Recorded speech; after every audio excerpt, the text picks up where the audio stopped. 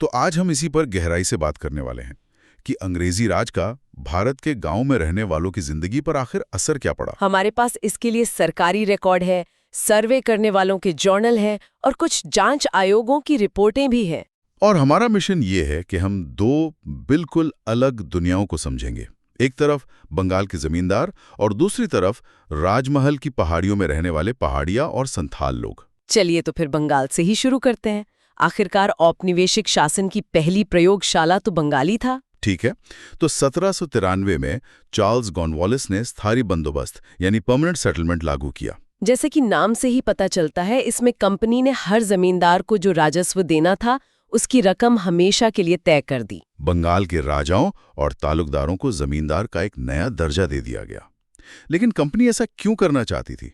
मतलब एक तय रकम पर मान जाना तो लंबी दौड़ में घाटे का सौदा लगता है। हाँ, लेकिन कंपनी के 3 बड़े मकसद थे। पहला, एक पक्की और नियमित आमदनी। उन्हें पता था कि हर साल एक तय रकम आएगी ही आएगी। अच्छा। दूसरा, उन्हें लगा कि अगर राजस्व तय होगा तो जमींदार मुनाफे के लिए खेती में सुधार करने के लिए निवेश करेंगे। और तीसरा और शायद सबसे जरूरी, वो एक ऐसा वर्ग बनाना चाहते थे जो जमीन का मालिक हो और कंपनी का वफादार बना रहे। एक तरह से भारत में इंग्लैंड के लैंडलॉर्ड जैसा एक क्लास। लेकिन इस परिभाषा में एक पेंच था।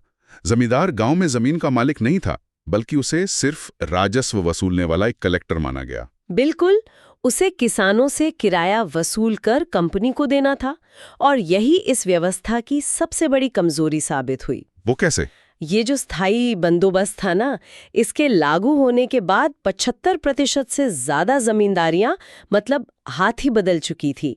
कई बड़े बड़े जमींदार भी राजस्व चुकाने में नाकाम हो रहे थे। 75%? ये तो बहुत बड़ा आंकड़ा है। ऐसा क्यों? अगर राजस्व तय था तो फिर इतने जमींदार फेल क्यों हो रहे थे? इसके 4 मुख्य कारण थे। अच्छा। पहला तो ये कि शुरुआती मांग बहुत ज्यादा थी। कंपनी ने ये सोचकर मांग बहुत ऊंची रखी कि भविष्य में जब खेती बढ़ेगी और चीजों के दाम बढ़ेंगे तो उसे घाटा ना हो। मतलब सिस्टम शुरू होते ही जमींदारों पर भारी बोझ डाल दिया गया? सही पकड़ा। दूसरा कारण, 1790 के दशक में खेती से होने वाली पैदावार की कीमतें बहुत कम थीं। तो इससे रैयतों यानी किसानों के लिए लगान देना मुश्किल हो गया होगा। हाँ, और अगर किसान ही लगान नहीं दे पाएगा तो जमींदार कंपनी को भुगतान कैसे करेगा? सही बात है। तीसरा कारण था एक बेहद सख्त कानून, जिसे सूर्यास्त कानून या सनसेट लॉ कहते थे। सूर्यास्त कानून, ये क्या था? कानून ये था कि अगर एक तय तारीख को सूरज ढलने तक राजस्व का भुगतान नहीं हुआ तो जमींदारी को फौरन नीलाम कर दिया जाएगा। कोई बहाना नहीं, कोई मोहलत नहीं। अरे बाप रे, ये तो बहुत सख्त था। और चौथा कारण था जमींदार की अपनी ताकत का कम हो जाना। कंपनी ने जमींदारों की सैनिक टुकड़ियों को खत्म कर दिया, टैक्स वसूलने के उनके अधिकार छीन लिए और उनकी कचहरी यानी अदालतों को भी कंपनी के कलेक्टर की निगरानी में डाल दिया। तो एक तरफ कंपनी का दबाव, दूसरी तरफ किसान लगान नहीं दे पा रहे, और तीसरी तरफ उनकी अपनी ही ताकत खत्म हो चुकी थी। ये तो शुरू से ही फेल होने के लिए बना था। आपने बिल्कुल सही समझा।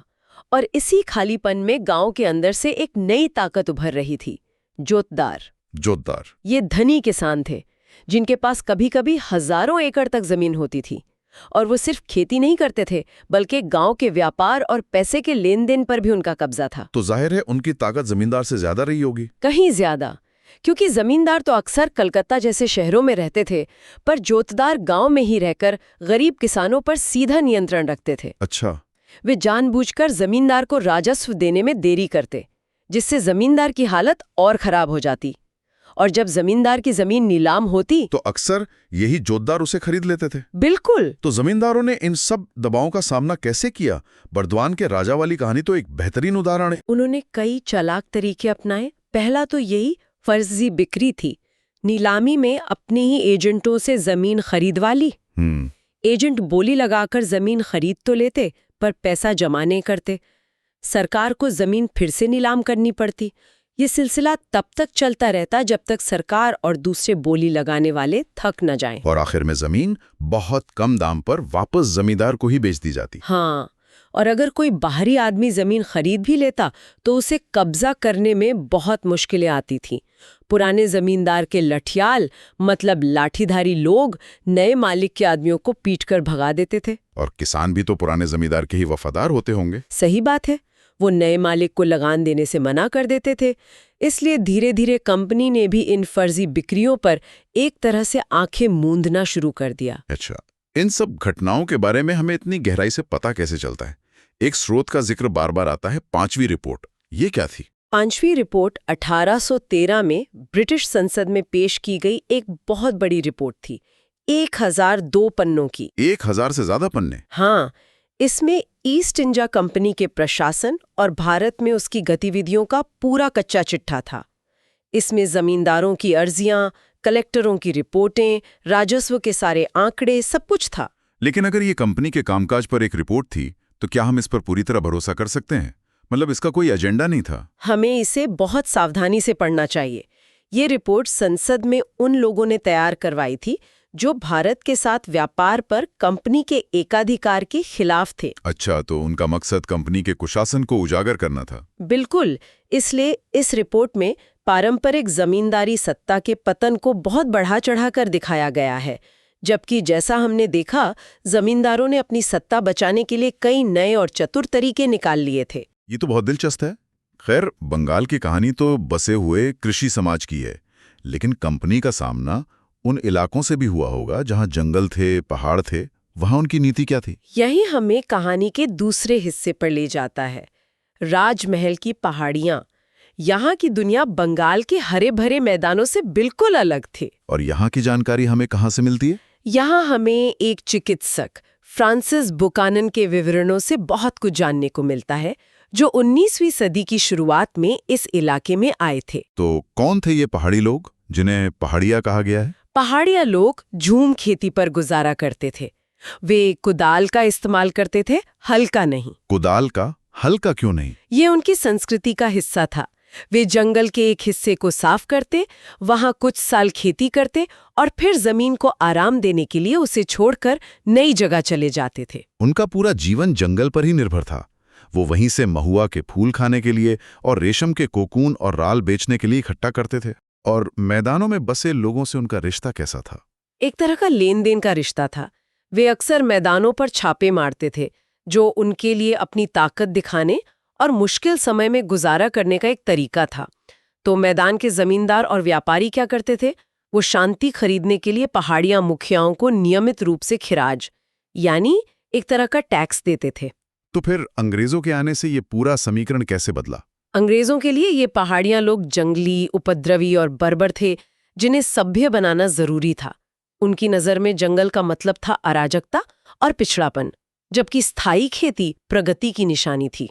तो वो जंगलों को साफ करके खेती करवाना चाहते थे ताकि उनका राजस्व बढ़ सके। हाँ, इसलिए उन्होंने दोहरी नीति अपनाई। दोहरी नीति? हाँ, 1770 के दशक में उन्होंने निर्मूलन की एक बहुत ही क्रूर नीति अपनाई।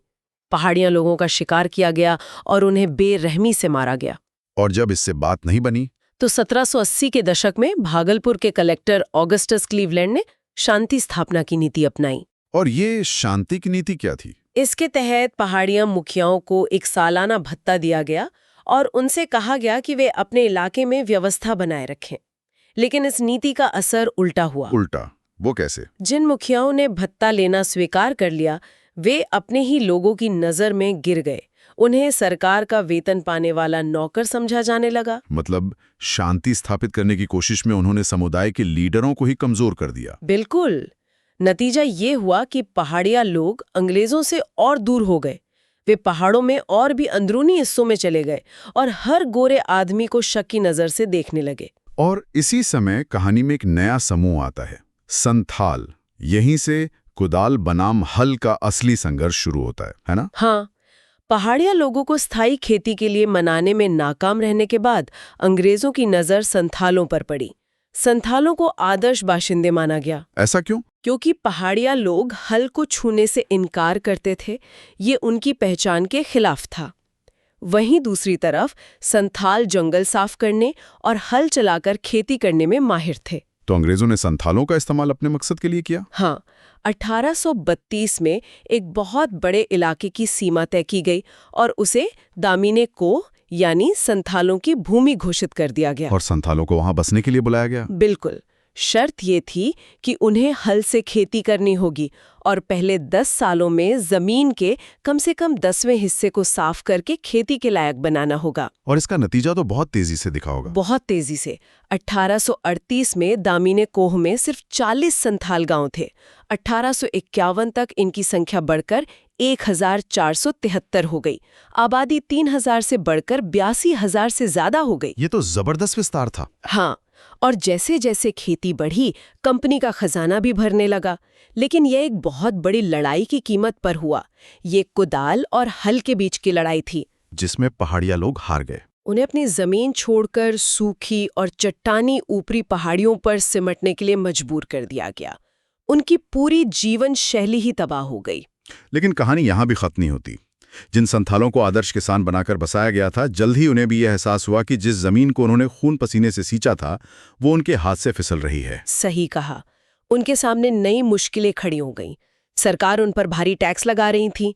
साहूकार, जिन्हें वे दिक्कू यानी बाहरी लोग कहते थे, बहुत ऊंची ब्याज दरों पर कर्ज देते थे और कर्ज न चुका पाने पर उनकी जमीन हड़प लेते थे। और जमींदार भी उस इलाके पर अपना हक जताने लगे थे। हाँ, तो एक तरह से संथालों के साथ भी धोखा हुआ और इसी वजह से उन्होंने विद्रोह कर दिया। 1855-56 का संथाल विद्रोह। बिल्कुल। संथालों ने जमींदारों, साहूकारों और अंग्रेजी राज के खिलाफ एक बहुत बड़ा विद्रोह कर दिया। विद्रोह को तो बेरहमी से कुचल दिया गया, लेकिन इसके बाद अंग्रेजों को संथालों को शांत करने के लिए संथाल परगना नाम का एक नया जिला बनाना पड़ा। तो आज हमने दो बिल्कुल अलग अलग कहानियां देखी। एक तरफ बंगाल का जटिल शक्ति संघर्ष, जहां जमींदार, जोतदार और कंपनी सब अपनी अपनी चालें चल रहे थे, और दूसरी तरफ राजमहल की पहाड़ियों का हिंसक बदलाव, जहां हल ने कुदाल को उसकी जगह से हटा दिया। और ये याद रखना बहुत जरूरी है कि ये सारी जानकारी हमें 5वीं रिपोर्ट और बुकानन के जर्नल जैसे आधिकारिक स्रोतों से मिलती है। और इन स्रोतों को पढ़ते हुए हमें हमेशा ये सवाल पूछना चाहिए कि इन्हें किसने और क्यों लिखा था। जैसे बुकानन सिर्फ एक डॉक्टर या यात्री नहीं थे, वो कंपनी के कर्मचारी थे। हाँ, और ये बहुत बड़ा फर्क पैदा करता है। जब वो किसी जगह के बारे में लिखते थे तो वो सिर्फ ये नहीं बताते थे कि वो कैसी दिखती है, बल्कि ये भी बताते थे कि उसे कंपनी के लिए ज्यादा फायदेमंद कैसे बनाया जा सकता है। कौन से पेड़ काटे जाएं, कौन सी फसलें उगाई जाएं, जमीन से क्या निकाला जा सकता है। उनकी नजर एक प्रकृति प्रेमी की नहीं, बल्कि एक शोषक की थी, जिसका काम संसाधनों का पता लगाना था। वो चला रही थी। अंग्रेजों के लिए जंगल का मतलब था जंगलीपन, अव्यवस्था, जिसे प्रगति के नाम पर खेती वाली जमीन में बदलना जरूरी था। ये सिर्फ राजस्व का मामला नहीं था, ये दो अलग अलग दुनियाओं, दो अलग अलग जीवन दृष्टियों का टकराव था। और यहीं पर आज की चर्चा हमें एक अहम सवाल पर छोड़ जाती है कि प्रगति का असल मतलब क्या है और इसे तय करने का हक किसे है। अगर उस समय हल की जगह कुदाल को भी जीने का एक वैध और सम्मानित तरीका माना गया होता, तो आज राजमहल की पहाड़ियों का नक्शा और वहां के लोगों का जीवन कैसा होता।